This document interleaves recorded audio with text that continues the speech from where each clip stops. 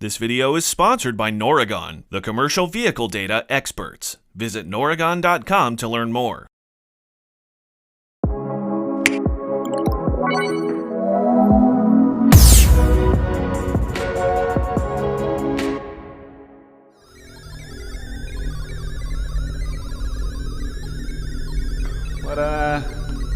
What's all this?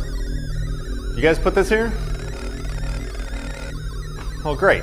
What am I supposed to do with all this? That's data streaming off every truck in the country. I hacked our feed so that we can see it.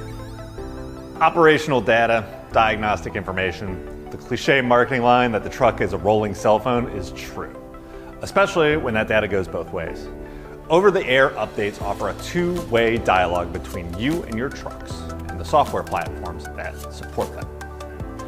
Over-the-air reprogramming lets you send an update to your truck when it's off-duty to refresh specific parameters that vary depending on engine manufacturer. Once the engine is updated, it will operate according to those new parameters.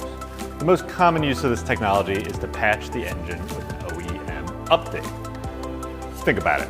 You're sitting in your office or shop, you're notified that an engine update is available, and instead of having to schedule downtime to bring the truck in for a software update, or wait until the truck's in the shop for regular PM, you can send the update to the truck wherever it's at, and bingo, it's updated on the road during its off hours. On top of that, engine manufacturers are beginning to offer engine parameter updates. Fields like max cruise speed and idle shutdown timers, to name a few. These are parameters that you, the fleet manager, can set and update remotely. You click a button from your engine over-the-air portal, and the update goes into effect in the selected truck out on the road, following the proper update procedure, of course. Now, it can be intimidating to digitally update your trucks when they're out on the road. You could worry about messing something up or not applying the update correctly. To get more comfortable with the process and how it impacts the engine, I'm going to get out of the way so that you can connect with Alec Johnson, Noragon Product Manager.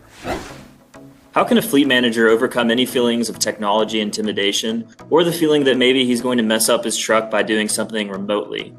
Well, the first thing I like to say is, it's all right. This is a very common feeling. Don't worry about it. Over-the-air tools are here to help you better execute your job and perform better as a business. They're not there to steal company information or act like a big brother and track you everywhere you're going. Personally, I've worked at some of the largest telematics providers in the country, and I can tell you from firsthand, these are teams of dedicated transportation and technology professionals who are focused on improving your business and making the lives of your dispatchers, your drivers, your technicians, and your fleet managers better.